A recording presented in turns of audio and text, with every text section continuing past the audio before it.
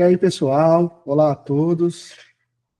Bem-vindo ao canal Arrependei-vos. Aqui é um espaço dedicado à verdade do Evangelho de Jesus Cristo, livre de qualquer tradição humana, religião e doutrinas que escravizam. Tá?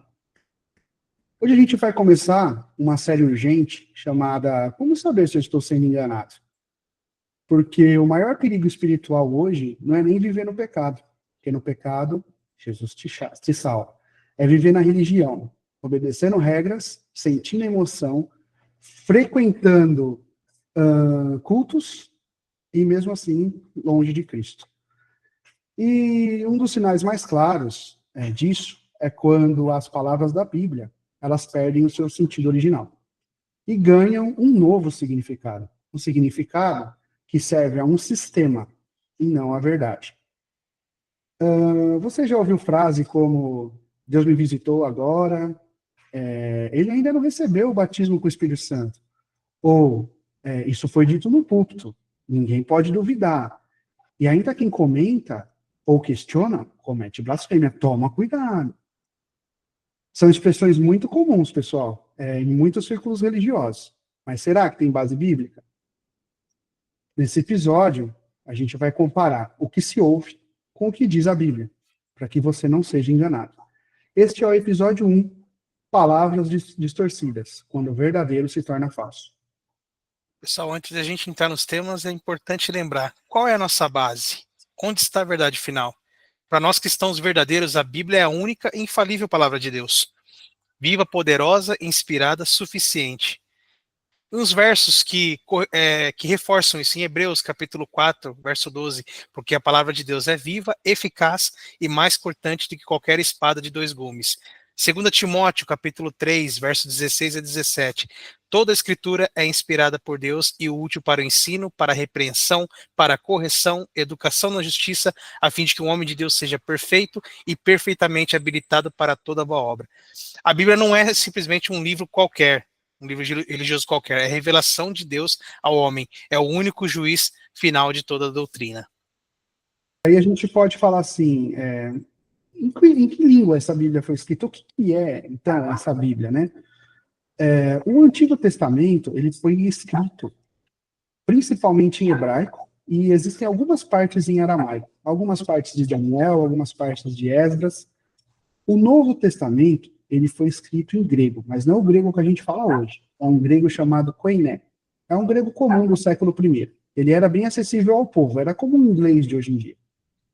Isso mostra que Deus quis se revelar de forma clara, não apenas para sacerdotes, estudiosos, mas de todo aquele que crê, né? E ama a palavra para a lei. Como é que a Bíblia é dividida? Hoje, a Bíblia são 66 livros, onde o Velho Testamento carrega 39 e o Novo Testamento carrega 27. Dos 39 livros do Antigo Testamento, são divididos em Pentateuco, que são os primeiros 5 livros. A gente tem livro histórico, que são mais 12, poesia e sabedoria e o livro dos profetas. É assim que é subdividido o Velho Testamento. E o Novo? São os Evangelhos, 4 livros, Atos dos Apóstolos, 21 epístola e Apocalipse. Tá? Tudo isso aponta para um só centro. A Bíblia inteira fala de Jesus Cristo. A gente costuma falar assim, essa é a chave hermenêutica de toda a história da Bíblia. Não se preocupe com isso agora, mas assim, o óculos da Bíblia é Cristo. Sempre foi e sempre será. Né? Em Lucas 24, 27, a gente vai ter o texto que diz, e começando por Moisés e por todos os profetas, aplicava-lhes o que dele se achava em toda a Escritura. Esse dele era de Cristo. Tá? A Bíblia, ela não é um manual de regras, ela não é um manual para você faça isso ou faça aquilo. É ali a história da redenção de Deus em Cristo Jesus. É onde a justiça de Deus cruza na cruz com o amor de Deus. Essa é a redenção em Cristo. É para isso que a Bíblia existe, para nos ensinar e nos conduzir nesse caminho. E por que isso importa? Porque em muitos sistemas religiosos, a Bíblia não é a autoridade final.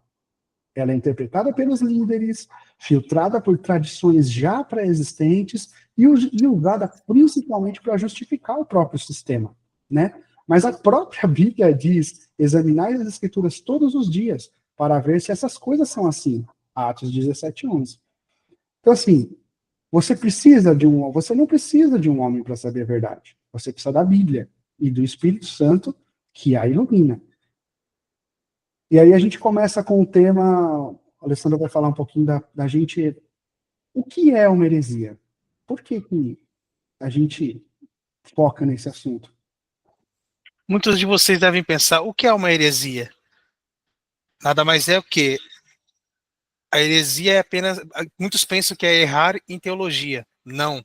Heresia é um desvio doutrinário que corrompe o evangelho e leva almas à perdição. Ou seja, vai para o inferno. A palavra grega aireses significa escolha. Seita, no Novo Testamento, tem tom negativo quando se refere a doutrinas que se desviam da fé apostólica. Como referência, aqui a gente traz mais alguns versos para vocês. 2 Pedro, capítulo 2, verso 1. Haverá falsos mestres, introduzindo encobertamente heresias destruidoras. Em Gálatas, capítulo 1, verso 9. Se alguém vos anunciar outro evangelho, além do que já vos anunciamos, seja anátema, ou seja, maldição. Heresia não é apenas diferença, é trocar o evangelho da graça verdadeira pelo evangelho da experiência, da obediência, do sistema, de um contexto ensinado ali por alguma instituição ou por regras que estabelecidas por alguns determinados lugares. E quando isso acontece, o evangelho ele é substituído. Onde há outro evangelho, não haverá salvação. Vai para o inferno. Vamos ver como isso se manifesta em práticas comuns. Termos distorcidos, dois pilares do engano. Ponto que é importante a gente trazer aqui, o batismo com o Espírito Santo, que sempre é confundido com falar em línguas.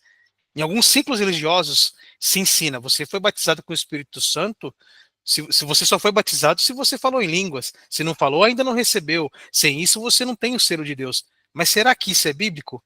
Vamos então à palavra, Efésios 1, verso 13 a 14. Nele também vós, depois de cresces, fostes selados com o Espírito Santo da promessa. O selo é dado no momento da fé, não depois de qualquer experiência. Gálatas capítulo 3, verso 2. Recebeste o Espírito pelas obras da lei ou pela fé da pregação? O Espírito vem pela fé e não é uma performance. Não é ali uma dancinha, não é nada disso. Em 1 Coríntios capítulo 12, 1 Coríntios capítulo 12, verso 13. Porque em um só Espírito todos nós fomos batizados em um corpo. O batismo com o Espírito Santo une todos os crentes em Cristo. Não é uma experiência posterior. E mais um verso para a gente trazer aqui. 1 Coríntios capítulo 12, verso 30. Todos falam em línguas? Todos interpretaram? A resposta é não. Línguas são um dom entre muitos, distribuídos como o Espírito quer. E o que a gente conclui com isso? Quando você exige falar em línguas, como prova de ter o Espírito, você está negando a suficiência de Cristo, substituindo a graça pela lei e criando um evangelho alternativo. Um evangelho que não é o que a gente segue, não é o verdadeiro. Isso é heresia. Vai para o inferno.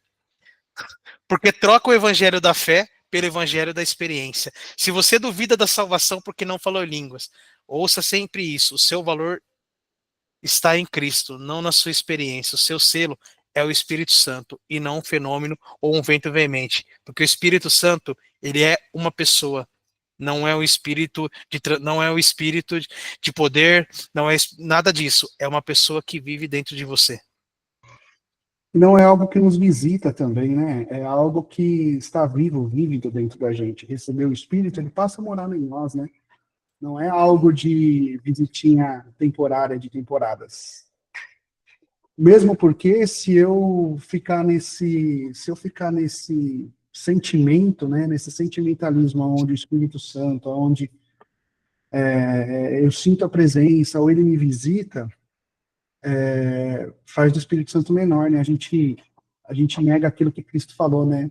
Deixaria o Consolador e ele passaria a morar em nós. Né? Bom, e aí a gente passa para autenticar os nossos atos em sentimentos e em fatos, né? Em experiências, não mais naquilo que a Bíblia fala. Né? E a gente vou tocar um pouco no assunto agora do palavra do púlpito. A palavra de Deus é tão famigerada, a palavra de Deus, né? Que a gente, mais uma vez, trocou aí o que é a palavra de Deus. A palavra de Deus é infalível e está na Bíblia, letra por letra. Né? A palavra de Deus não é o que sai dos púlpitos. Então, sempre que eu dizer palavra de Deus, sempre se remetam à Bíblia. Eu estou falando do livro sagrado, não de alguém que está pregando, tá? Seja lá qual púlpito que for. Então, assim, em muitos sistemas religiosos, há uma crença tácita. Quem fala no púlpito está falando por Deus. Portanto, ninguém pode duvidar. E quem duvida, duvida de Deus. E quem questiona, comete blasfêmia. É isso que muita gente acredita, né? E aí, surge um sistema onde a Bíblia não é mais examinada, mas repetida. Então, eu leio ela só para repetir versos. O ensino, ele não é mais provado, mas agora ele é imposto. Eles te obrigam a fazer certas coisas, né? A consciência, ela já não é livre mais. Agora nós somos submetidos. Nós temos liderança, a liderança que manda, é eles que falam. Mesmo porque, se eu questionar, eu estou blasfemando. E blasfemando, né? São poucas as doutrinas, eu diria nenhuma, tá? Porque as doutrinas cristãs, né, vamos dizer assim, as doutrinas evangélicas, são poucas as doutrinas evangélicas que não consideram a blasfêmia como pecado fatal, um pecado sem volta. Então, assim, quando você coloca a fala de um líder como um pecado fatal, e questionar esse líder se torna esse pecado fatal, seja ele qual for, ou nem falamos de liderança, mas podemos falar de um local, púlpito, se torna fatal questionar aquilo ali, eu estou gerando um cabresto, certo? Porque não é o que a Bíblia diz. A Bíblia nunca disse isso, né? E ele se torna o altíssimo pontífice. Desse cara ninguém pode falar porque ele está no púlpito, entendeu? Em Atos, vamos lá para a Bíblia. Será que isso é bíblico, né? Vamos lá para a Bíblia, então. 17:11 de Atos vai falar assim: e estes eram mais nobres do que os de Tessalônica, porque receberam a palavra com toda a avidez, examinando cada dia as Escrituras, para ver se essas coisas eram assim. Os bereanos, eles ouviam Paulo, mas eles examinavam a Bíblia. E foram elogiados por Deus por causa disso. Porque eles ouviam, mas eles provavam o que estava sendo falado. Porque a gente não pode simplesmente ouvir e aceitar, né? Em 1 João 4:1, está escrito assim, ó, amados, não creiais a todo o Espírito, mas provai se o Espírito são de Deus. E como é que eu provo se o Espírito é de Deus? Com a palavra de Deus. Não tem como eu provar com arrepio, com sentimento, com um engasgo na garganta, com o meu coração bom, meu coração ruim. É a palavra de Deus. É assim que eu provo, né? Não devemos crer em todos os ensinos. A gente deve provar eles. E a prova, o fogo, é a palavra de Deus. Em Mateus 23, versículo 9, está escrito assim, ó, a ninguém chamai os vossos pais na terra, porque um só é vosso pai, o qual está no céu. Então, assim, nenhum líder, ele deve ocupar o lugar de Deus. Nenhum líder, nenhum local. Então, o púlpito é o local de Deus. Gente, é pequena demais, Deus não cabe. Deus não cabe nesses lugares. Ele é muito maior que isso. E aí, quando você ensina que a palavra do púlpito é intocável, você está substituindo a autoridade da Escritura pela autoridade humana, criando um sistema de controle espiritual e impedindo que o crente ele cresça em discernimento, porque ele não pode ler agora, ele ouve uma pessoa falando, entendeu? Ele tem um líder que vai falar por ele, que vai guiar a vida dele, então ele não precisa ler a Bíblia, é supérfluo, entendeu? E aí, Jesus disse assim, em Marcos 7:13, vocês invalidam a palavra de Deus por causa da tradição de vocês. Então, isso é muito forte. Jesus, no século I, nos 30 anos de sua vida, ou seja, lá no ano 1, ano 30, ele já estava falando disso que a gente está combatendo hoje. Ele já falava, ele já combatia isso. Vocês invalidam a palavra de Deus por causa da tradição de vocês. Então, assim, nenhum homem é infalível. Nem eu, nem vocês. Nenhum é. A única autoridade final é a Bíblia. Portanto, você pode examinar, você deve comparar e você precisa testar tudo pela palavra. E se o que se prega não está na Bíblia, mesmo que seja no púlpito, não é de Deus. Eu vou falar de novo. Mesmo se você está ouvindo algo que não está na Bíblia, mesmo que seja de cima do púlpito, não é de Deus. A Bíblia lá não se contraria. Lá no último livro de Apocalipse, Apocalipse 22, nos últimos versos, está escrito para a gente não adicionar e nem retirar palavras da Bíblia Sagrada. Então, o que está lá é útil para a gente, o que não está, descarta. Tá? Bom, acho que a gente pode soltar para falar livremente aí, né? Comentar um pouco sobre o que a gente acabou de conversar aqui. Eu gostaria de falar sobre heresia e seita, tá? Que são dois assuntos assim que eu tinha trazido aqui. O que é uma heresia de perdição? Quando você explicou, li ali sobre Pedro, né? Segunda Pedro, falando de heresias. O que é uma heresia? Né? Uma heresia é tudo aquilo que faz contraponto à palavra de Deus, ou seja, ela nega a palavra de Deus. E pior, se uma heresia negar algo do evangelho, ou seja, pode ser uma heresia sobre Davi, certo? Eu posso fazer uma heresia sobre Davi. Se eu trazer isso para a minha comunidade, eles aceitarem, eles começarem a tratar dessa forma, torna-se uma heresia de perdição? Não. O que então torna um lugar herético de perdição? Uma heresia de perdição é toda aquela heresia que ou rebaixa a suficiência de Cristo, ou retira o poder das Sagradas Escrituras, ou seja, há algo mais poderoso ou tão poderoso quanto em questão de autoridade. A Bíblia não é a única fonte de autoridade. Isso é uma heresia de perdição. Rebaixa ou adiciona algo à graça de Cristo. Então a graça já não é mais graça, e agora a gente tem as obras, não é só a fé, não é só a graça. Então essas heresias, a gente pode dizer que elas contrariam o evangelho, essas heresias se tornam de perdição. Quando essas heresias se embutem em uma religião, não vamos falar religião, vamos falar instituição. Quando essas heresias, elas fazem parte de uma instituição, essa instituição se torna uma seita. Então, o que produz uma seita são heresias de perdição que estão fundamentalmente ligadas ao evangelho. Quando o evangelho não é suficiente, uma heresia transforma uma instituição em seita, e a seita te leva para o céu errado, porque não é o verdadeiro evangelho. Então, quando a gente não tem o verdadeiro evangelho transitando, o que transita ali é perdição, entendeu? Porque só tem um caminho, uma verdade e uma vida. Você torce isso, porque é o que Satanás faz desde o começo, né? Ele pega a verdade, palavra de Deus, e distorce. E distorcendo essa palavra, ele monta a mensagem dele.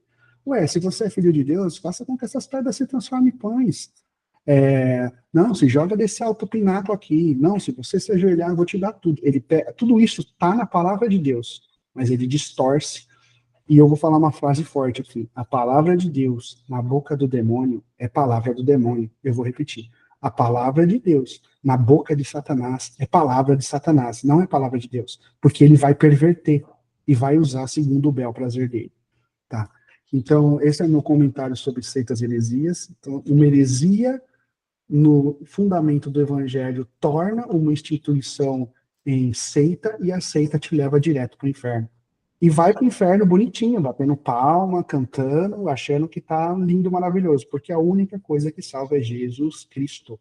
Isso Exatamente. porque a nossa fonte de verdade é a Bíblia. Dani, é um assunto bem complexo, né? É um assunto delicado. Então, e um ponto importante também dentro de tudo isso, né? Que eu queria comentar. Quando a gente fala daqueles pilares do engano, né? Que a gente comentou sobre o batismo do Espírito Santo. Uhum. Além de todas essas distorções que o pessoal acha que você falou em língua e você foi batizado pelo Espírito Santo, e não é nada disso, né? A gente já trouxe embasamento bíblico, porque isso realmente é totalmente diferente do que muitos acreditam por aí, né? E um ponto que eu queria destacar aqui é dentro de algumas instituições, os próprios líderes que estão à frente do povo, por questões de experiências passadas ou de líderes que ensinaram eles dessa forma, que a visitação do Espírito Santo, né, a possessão do Espírito Santo, ela se deve em relação àquilo, as palavras bonitas ou aquelas palavras que comovem o povo. Ou Então, algo que eu vivi, algo que eu vivenciei, que eu exatamente, algo que eu experienciei. vivenciei, que eu vivi, eu vejo, né, o aplauso do povo. O aplauso do povo quer dizer que eu estou tomado pelo Espírito Santo e eu continuo nessa mesma linhagem totalmente distorcida. Então, está enganando a si mesmo e está enganando o próprio povo que está ali à frente. Que um cego que Exatamente. conduz o outro, os dois vão para o buraco. Então, ou seja, não é evangelho, é, não é salvação. Não. Então, é um cuidado muito grande, né, que a gente alerta, né, para muitos, né, tomem cuidado com aquilo que vocês ouvem, né, porque o evangelho, ele vai muito, ele não é aquilo que você quer ouvir ou aquilo para agradar o teu coração, ou aquilo para te trazer um benefício, tá? O evangelho ele vem para te trazer sobre a verdade da salvação, que é Cristo. É isso aí. Tá? Nessa mesma linha, né, você está explicando aí o movimento cultural, né, uma pessoa aprende com a outra e chega aonde a gente chega hoje em dia, né, com muitas heresias espalhadas aí pelo país todo. E a verdade do evangelho é que nada vai dar certo. Você não vai prosperar. É você se matando todo dia. Esse sentimento que você tem de eu preciso, eu quero, eu posso, eu. Ou seja, vamos traduzir para sentimentos, né? Arrogância, prepotência, inveja, ódio, ira. Na verdade, a ira não é um problema, mas muitas pessoas não controlam a ira e acaba virando um problema. Então, tanto que a Bíblia fala, ireis, mas não pequeis. Então, irá não é um problema. É o problema que você faz com isso. Então, assim, você tentar apagar toda essa assinatura do pecado que existe no homem, isso é o cristianismo. Entendeu? Vai conseguir? Não vai. Não vai conseguir. Nós vamos morrer tentando. Essa é a ideia de ser cristão, morrer tentando. Ninguém sai daqui santo, ninguém vai para o próximo plano quando se santificar. A santificação é o processo que ela vai acabar quando a gente receber um corpo glorificado. Essa é a santificação. A gente não vai ganhar a santificação aqui e quando a gente ficar perfeito a gente morre. Não é assim que funciona. Inclusive, você pode morrer sem a salvação estando dentro de uma instituição. Se você não tiver a conversão do Espírito Santo, não entender quem foi Cristo, não entender a obra de Cristo, você vai morrer bonitinho e vai chegar lá e vai falar: no seu nome eu profetizei. Porque se você for prestar atenção, quando Jesus fala dessas duas filas, da esquerda e da direita, ele cita salvos, à direita, e cita pessoas que estão indignadas por estarem na esquerda. Elas não estão ali, não, eu matei. Não, elas estão falando assim, Senhor, alguém errou. Alguém errou aí. Não é possível, porque no teu nome eu profetizei, no teu nome eu falei em língua, no teu nome eu curei, no teu nome eu expulsei demônio. Vê se nenhum anjo anotou meu nome aí na fila errada, não, que isso daí não tá certo. Ele fala, atrás de mim, porque eu não te conheço. Você tá na fila certa. Entendeu? O problema é que você tá focado no que eu podia te dar. E o meu foco é o relacionamento. É o que eu podia te tirar. Entendeu? Porque a verdade do evangelho, ela esmaga a gente como pessoa e não acaricia os nossos pecados. Não é assim que funciona, né? Então é isso. A gente falou sobre pregações, heresias, seitas. Algum comentário, Rogério? Não, só essa questão aí da suficiência total das escrituras é num todo sempre muito claro. Você pegar o Colossenses 2, aí, a partir do 20, é bem claro. Você, pois, estáis mortos com Cristo quanto aos rudimentos do mundo, por que vos carrega ainda de ordenança, como se viveis no mundo, tais como não toques, não prove, não manuseis, as quais todas coisas perecem pelo uso, segundo os preceitos e doutrina dos homens, as quais têm, na verdade, alguma aparência de sabedoria, que a gente já viu muito isso, sabe como que é, e em devoção voluntária, humilde e em disciplina do corpo, né? Também é uma coisa que a gente sabe muito como que funciona, mas não se dá valor algum senão para a satisfação da carne, né? O ego, né? A total suficiência da escritura é muito claro sempre, sempre, né? É o... Então, e essa parte que você comentou, Paulo ainda tem essa tendência de falar, na verdade, tem aparência de sabedoria. E assim, se você buscar a história de Cristo, você vai ver que ele matou uma figueira, eu acho que era uma figueira, Figueira, porque ela tinha a aparência de ter figo. Não é porque ela não tinha figo, é porque ela tinha a aparência de ter figo e não tinha. Tá? Então Jesus, assim, Jesus ele abomina aparências, porque a mudança ela é de dentro para fora e não de fora para dentro. Ela é primeiro no coração e na mente. Depois você vira um cristão pro ide, mas primeiro é o vinde. Vinde como estás, né? O vinde a mim vós todos, que estáis cansados, eu vos aliviarei, tudo mais. Agora, o ide é depois. Então, você se converteu, daí você já está mudado por dentro, você está preparado para lidar com certas coisas que você não estava antes. Mas veja bem, tinha a aparência de sabedoria em devoção voluntária, ou seja, eu que quero fazer.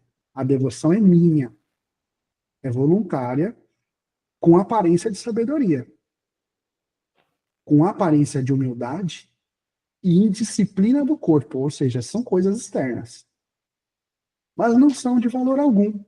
Não vale, não serve para nada, não. senão para a satisfação da própria carne. Ou seja, existem coisas que eu faço achando que é doutrina de homens, achando que é doutrina, tem aparência de humildade, tem aparência de sabedoria, é no corpo, é externo, mas é só para satisfação da minha própria carne. Quantas vezes vocês não levantaram bandeira por alguma coisa que vocês fazem ou deixam de fazer?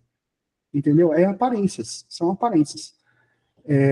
E Paulo aqui tá metendo a guasca, porque são aparências e não serve de nada, não serve para nada.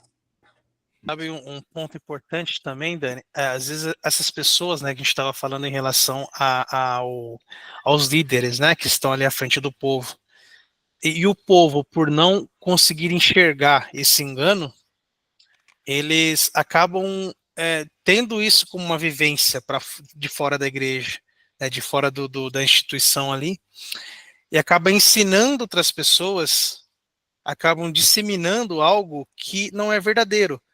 E ela, por si só, ela acaba se autocondenando, né? Uma autodestruição, isso aí, de alma e da sua vida espiritual, né? Acaba se condenando em si. Então isso é grave. Por isso o perigo, né, de seitas, né, de instituições que pregam as heresias, em que conseguem amarrar, né, conseguem hipnotizar essas pessoas de uma forma emocional, né, Uhum, e espiritual, entre aspas, né, que é mais emocional, sim. e a pessoa, ela traz isso para a vida, e isso afeta em todos os pilares, na família, no trabalho, em todos os dias. Então isso é grave, né? Então isso é muito grave. Acaba trazendo algo ali que uma autodestruição, né?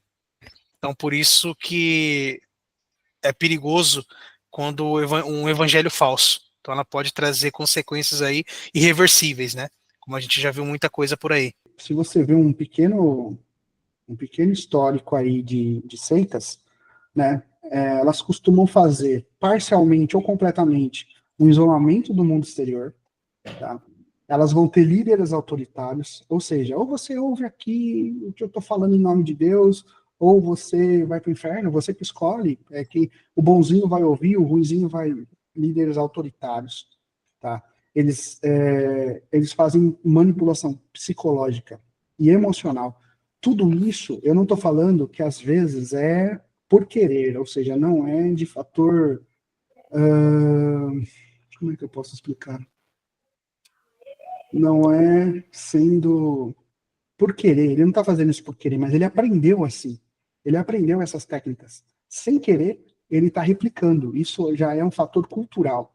O bisavô ensinou para o vô, o vô ensinou para o pai ensinou para o filho, e assim por diante. Ele aprendeu isso culturalmente. Ele não está sendo mal. Ele está replicando o que ele viu os outros fazerem, certo? A gente vai ter doutrina de controle da informação, ou seja, o que eu falo é Deus falando. Se você desfalar isso aqui, você está fazendo blasfêmia. Então, assim, isso é controle da informação. Não olhem vídeos fora daqui, não olhem palavras de outros pregadores, porque aqui está a verdade, aqui está o pão quentinho que desce do céu. Tudo isso forma uma cultura de seita, porque eu crio uma bolha e não deixo você espirrar para fora. E os poucos que espirram para fora ainda acham que estão sendo punidos por Deus, certo? Sendo que isso não faz a menor sentido no Evangelho de Cristo. Tá? Agora, na época da graça, não tem o menor sentido isso. A gente vai ter até controle de finanças e controle de tempo, seja parcial ou completo, ou seja, existe esse controle dízimo e tudo mais, ou até trabalho voluntário. Eu controlo o tempo do voluntariado, eu jogo ele para cá, jogo ele para lá, para ele não ter tempo também de sair daquilo ali. Isso também é uma característica de seita, tá? E eles controlam muito pelo medo. O medo é a principal forma da seita controlar. Por quê? Você não pode ouvir, você não pode falar, você não pode ver, você não pode se mexer, você não pode vestir, você não pode cortar, você não pode nada. Então, o medo é a principal arma do sectário. Ele te joga numa bolha e você fica com medo de sair dali, porque você tem filho, você tem sobrinho, você tem pai. E, gente, tá todo mundo no mesmo mundo, o sol nasceu para todo mundo. Todo mundo vai ficar doente um dia. Todo mundo vai morrer. Daqui 100 anos, todo mundo que você conhece. A Alice tem 2 meses. Ela vai estar morta daqui 100 anos. Entendeu? Então, assim, não adianta você achar que vai ficar para semente, que, eu vou sair, não vou sair dessa bolha, porque se eu sair daqui, Deus vai me punir. Então, assim, isso são cabeças de sectários. Eles criam essa bolha justamente para que você não saia. E a forma deles manterem isso é manterem a ditadura bíblica. Eles precisam manter a Bíblia longe de você. Porque se você pegar a Bíblia e interpretar ela do jeito que está escrito lá, bonitinho, você simplesmente, você abre a sua mente, abre os teus caminhos, teu olho abre, porque o próprio Jesus falou, se vocês me pedirem, eu vos darei o Espírito Santo da verdade. Ele não nega, entendeu? Ele não nega isso. Então, assim, peçam, orem, leiam a Bíblia. É o conselho, tipo uma carta magna. É o conselho mais alto que eu posso dar. Leia a Bíblia. Não acredita em mim. Não acredita no Alê, no Rô, não acredita em ninguém. Leia a Bíblia. Mas leia a Bíblia com óculos de Cristo Jesus. Não leia com óculos da sua instituição, seja ela qual for. Leia a Bíblia do jeito que ela está escrita ali. Procura o grego original, o hebraico original. E aí você vai poder partir para uma boa leitura bíblica. Né? Que nem a gente estava falando aqui de heresias, tem um verso que Pedro fala aireses no grego, porque o grego original da Bíblia, gente, a nossa Bíblia é traduzida, enfim. Assuntos demasiados, né? Sim. Só de seita eles buscam muito, vamos dizer assim, um poder, né? Uma coisa fantasiosa aí. Você vê como que não tem a cultura de ler as escrituras. Se eles lerem o Romano 1,16, eles vão ter um poder lá. Não vergonha do evangelho, pois é o poder de Deus para a salvação. Pronto. Esse é o poder A de Deus. salvação de todo aquele que crê, né? Tanto do... Entendeu? Então é o que eu falo. A gente confunde muito, porque teve uma mescla muito grande do catolicismo com o espiritismo, e aqui eu estou citando 2 religiões, porque elas são bem explícitas, tá?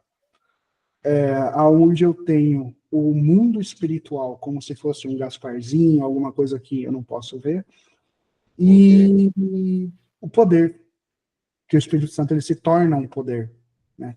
Ele não é mais uma pessoa, como a Bíblia nos diz, né? Jesus Cristo falou que vai mandar o Consolador, ele vai habitar dentro de vocês como uma pessoa tangível, né? Não é um poder que você passa a ter porque você tem a autoridade do Espírito Santo agora, não é assim que funciona, né? Na verdade, eu ouvi muita gente dizer assim, isso faz parte da minha realidade, tá? Muita gente dizer assim, nossa, tá vendo? Aquela pessoa tinha tudo no mundo, aí se converteu e tá dando tudo errado para ela. Meu Deus, eu fui trazer ela para a igreja, ela se converteu a Jesus Cristo, né? Batizou e agora tá tudo dando errado. Glória a Deus. Porque assim, se tá dando errado, a pessoa tá ruim, e com Jesus Cristo tá ruim, imagina sem, né?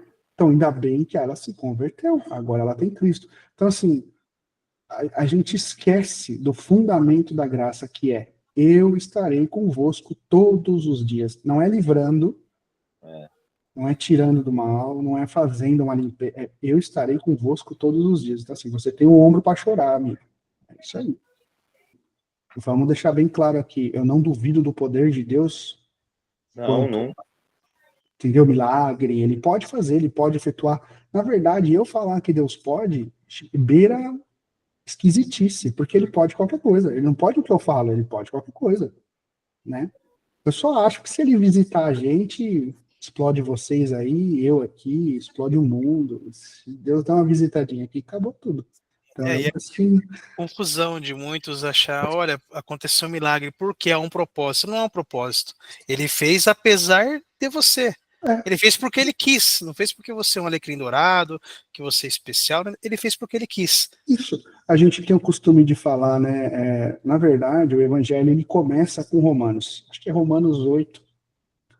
Ele fala assim: todos pecaram, eu vou pôr o texto aqui pra gente. Todos pecaram e destituídos estão da glória de Deus. Não há quem busque a Deus, não há um sequer. Então, assim, ele destituiu de Adão até Alice, tá ligado? Ele destituiu geral. Ele falou assim: gente, não tem ninguém. Aí ele traz Cristo como a única porta de salvação. A fé na obra redentora da cruz. Ponto. Porque todos pecaram. E aí, se você se acha especial, você está sendo hipócrita. Porque você está no meio de todos. Entendeu? A partir do momento que eu me converto, o Espírito Santo passa a morar dentro de mim, eu tenho que frutificar lá aqueles frutos de Gálatas 5 lá. Controle próprio é o maior deles. Eu falo para você, controle próprio, para mim, é o mais difícil de você. Porque o amor, cara, é algo externo que eu ainda consigo mostrar e tudo mais. Agora, o controle próprio de você segurar a boca, quando não é para você falar asneira. Controle de você estar numa situação, deixa para lá. Você está se matando por dentro, quer pegar uma faca para dar, segura a sua onda. Entendeu? Então, são frutos do Espírito, cara, que não são externos, entende? E Jesus, no longo da lida dele ali com o Evangelho, né, com a graça que ele trouxe, ele fala muito bem: a hora que entrares no teu quarto, fecha a tua porta. Ale, quer dizer que toda hora que você for orar, você tem que fechar a porta do teu quarto? Não é. É isso, Rô. É isso. A toda hora que você for orar, agora virou um rito. Você tem que entrar no quarto e fechar a porta. Não é sobre isso, certo? O que ele está dizendo é: não importa. O importante é você fazer isso no oculto. Entendeu? É eu com você. Por quê? Lá vai a palavra de Jesus Cristo de novo. Fariseus hipócritas. Vocês amam orar nas praças. Longas orações. Vocês amam saudações. Porque é tudo exterior. É aparência. Entendeu? A aparência vai levar para onde o Rô falou aí no verso de Gálatas. Não há lugar nenhum. Você não tem um horário programado igual enfim, igual você programar uma máquina. Então eu vou orar às 3 da manhã, eu vou orar meia-noite, entendeu? Jesus não é uma reunião de trabalho. Então, ou seja, você precisa ser algo realmente, claro, no oculto ali, você com Deus, mas de uma forma natural, uma conversa. É uma conversa. Oração é uma conversa com Deus. Não tem algo formal, algo que você tem que escrever e falar, não. Ele conhece você, ele sabe quando você está sendo sincero, quando não está. Não tem um formato. Não tem o formato. Formato. Exatamente. Você pode usar a palavra obrigado, Deus. Tá? Você pode falar, Senhor, me desculpe. Não existe um formato de oração, mesmo porque Deus ele transcende. E não existe um anjo que vem buscar a sua oração. Deus te ouve. Na verdade, não é que ele te ouve, ele está em todos os lugares. Então, é muito pequeno você achar que Deus está separado de você de forma que ele não está nem te vendo e nem te ouvindo, para que um anjo venha buscar a tua oração. Porque quando a gente coloca um intermediador no meio, a gente está de novo colando o véu que já foi rasgado na cruz. Exatamente. A gente está colocando um intermediador entre você e Cristo, o que torna uma heresia, o que pode chegar numa seita. Exatamente.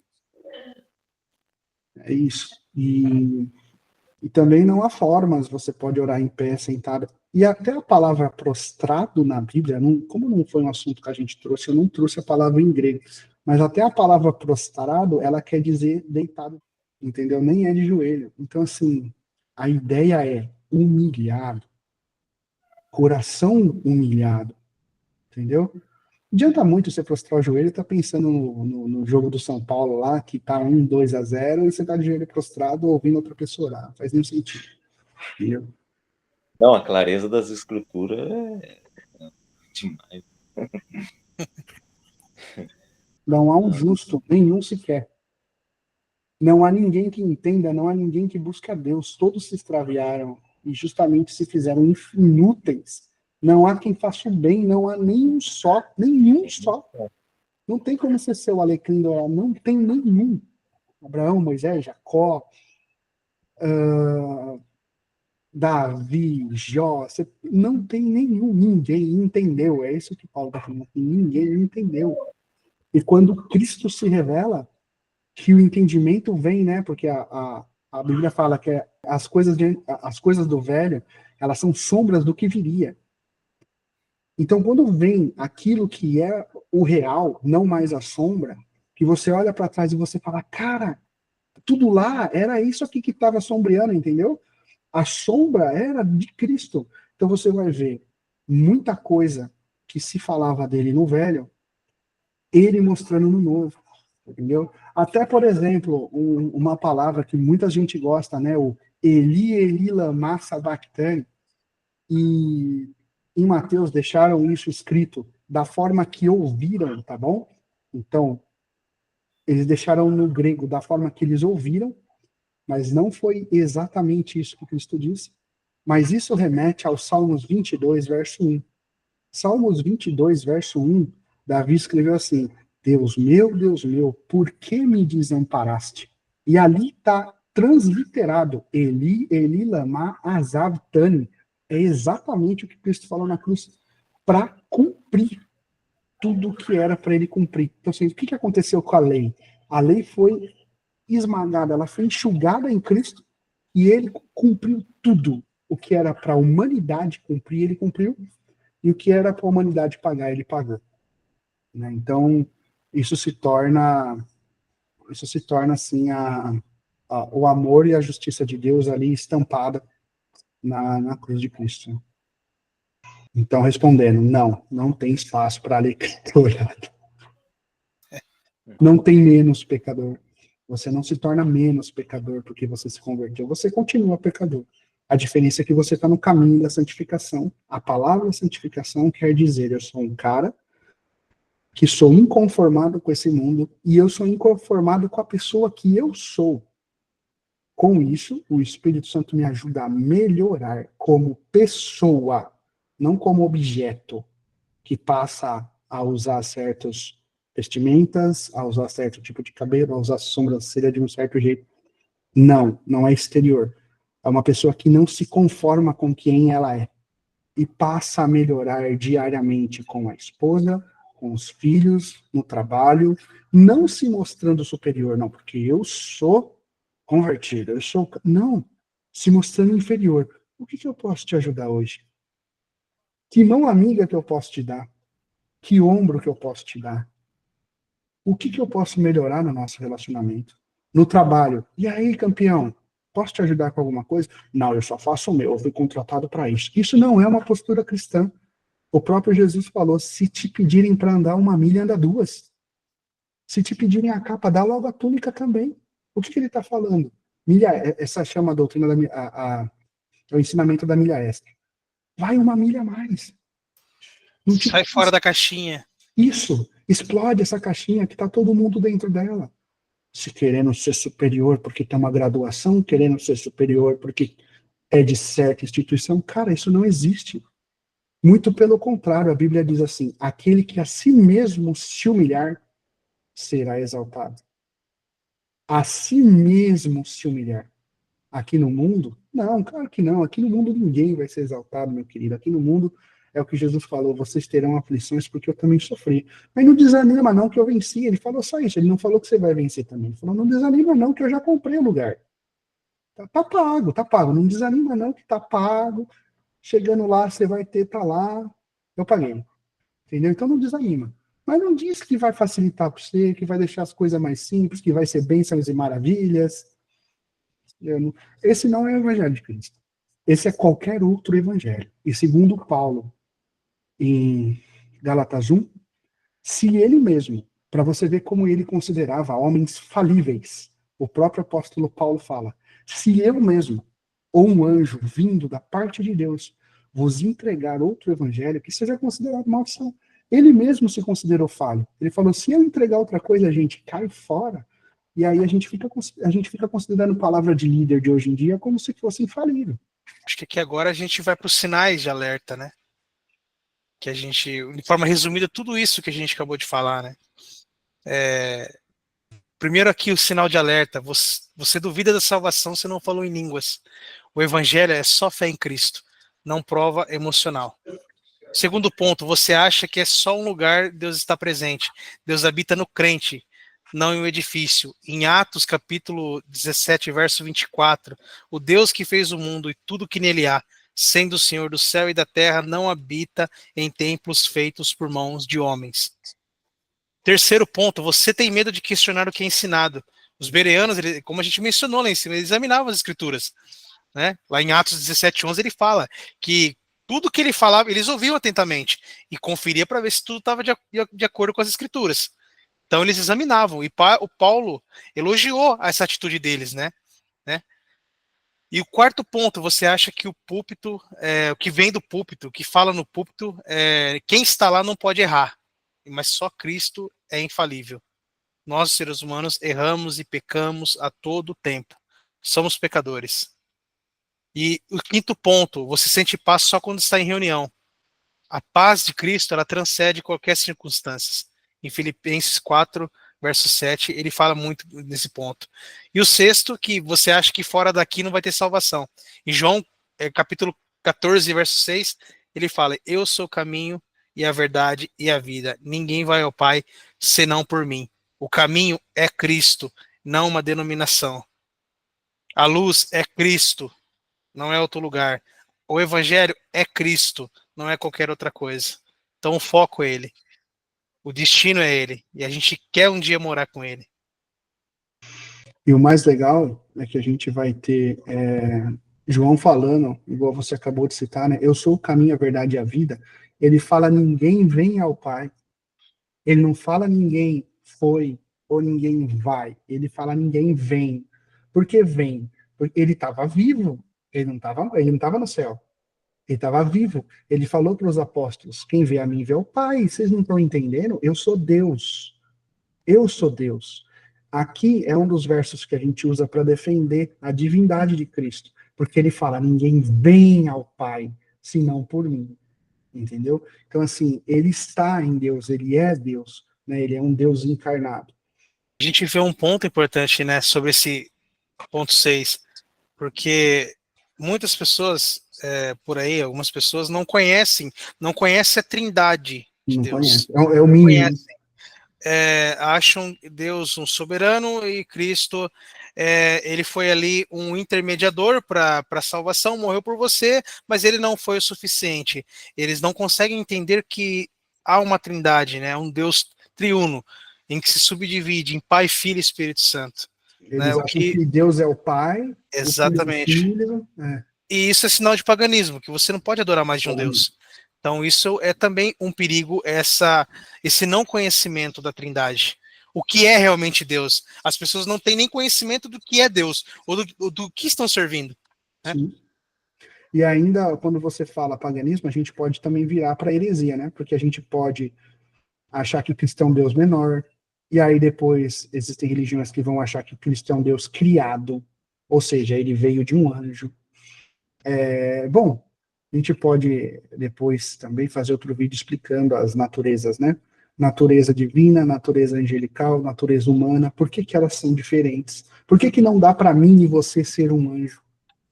Por que que eu não sou um anjo encarnado? Como é que eu tenho certeza disso? Por que que o anjo não é Gasparzinho, o mundo espiritual não é Gasparzinho? A gente pode, depois, no próximo episódio, destrinchar esse assunto, seria um assunto legal. E se alguém comentar embaixo, né, quiser algum assunto diferente para a gente abordar, comenta no vídeo embaixo, coloca uma marcação lá e fala assim, ó, eu queria que vocês abordassem tal assunto, gostei do jeito que vocês estão falando, aborda tal assunto, e aí a gente já traz o assunto no próximo vídeo, a gente traz alguma pauta, tá bom? No encerramento, a gente queria deixar bem claro, a Bíblia é a inteira palavra de Deus.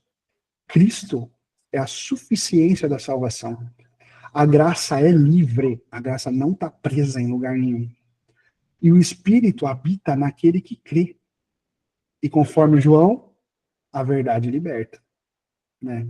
Então, não deixa ser enganado por palavras bonitas, cultos de prosperidade, sentidos, coisas que aguçam o seu sentimento. Porque morte na família todo mundo teve, tem ou vai ter. Perca de patrimônio todo mundo teve, tem ou vai ter. Tá bom? Morte, todo mundo vivo vai morrer. Então, assim, você esperar uma palavra de bênção, talvez amanhã é o dia da tua morte. E aí você juntou para nada. Então, assim, o mais importante é que nós buscamos o que é do céu. Buscar o reino de Deus. E a estas coisas que ele falava de suprimento básico, ele vai acrescentar para nós. Então, não se preocupem com as coisas da terra. Busquem a salvação, que é de Deus.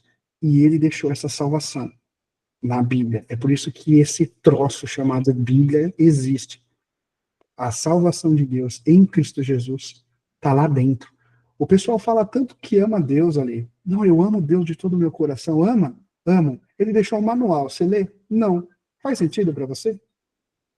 Eu amo a Deus. Nossa, se eu pudesse, eu estava com Deus cada minuto do meu dia. Tava mesmo? Sabe? Porque assim, ele deixou um mini manual. Eu chamo a Bíblia de mini manual, porque não tem nada lá. O tudo nosso é o nada de Deus. Aquilo ali é só o que ele quis que a gente soubesse. E ainda assim, ninguém lê. O mini manual de conduta, ninguém lê. E ama Deus. Não faz sentido. Entendeu? Essa soma não faz sentido. Você está sendo hipócrita. Você fala que ama, mas não ama. Entendeu? Pessoal, que a gente deixa para todos vocês. Se todos esses pontos que a gente abordou aqui, todas essas informações que nós estamos trazendo para vocês, esses cuidados, todas essas situações que a gente vê por aí, você ouviu algo que seja familiar a isso, que você tem dúvida, pare, reflita, ore, leia a Bíblia, vê se faz sentido aquilo e volte a Cristo. Tome cuidado, as heresias, elas são prejudiciais. Elas podem levar à perdição, geralmente levam, né? E aí vem o nome do nosso canal. Arrependei-vos. É a primeira mensagem do Evangelho. É a mensagem que João Batista traz. Arrependei-vos, porque é chegado o reino dos céus. Gente, se arrependam. Ainda dá tempo. E aí, complementando o que o Ale falou, se houver algum assunto que a gente possa esclarecer, alguma coisa que a gente falou aqui, porque a gente também não é livre de erros, por favor, coloca nos comentários, chama a gente vai ficar feliz em corrigir, tá bom? Desde que a correção seja bíblica. Bíblica, a nossa fonte de verdade é a Bíblia. Deus dos desesperançados, o Deus dos desgraçados. Tá aí. Pode vir com nada que você tem, com a sua marmitinha com ovo, que tem lugar para você. Pode se chegar na mesa do mestre. Glória a Deus por isso. Tinha lugar pra gente, né, Rô? Tem pra qualquer um. Tem lugar para todo mundo, é maravilhoso isso. Apesar de nós ser gentios, né? Cachorrinho. O cachorrinho. Gente, Deus abençoe vocês pelo tempo aí. E no próximo, não podemos esquecer, no próximo episódio é como a Bíblia julga as doutrinas. Então a gente vai abordar um pouco sobre o que a Bíblia ela diz sobre as doutrinas, O que é doutrina? o que é doutrina de fato, enfim.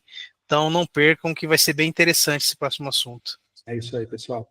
Um abraço, fiquem com Deus. Amém. Que Deus abençoe a todos.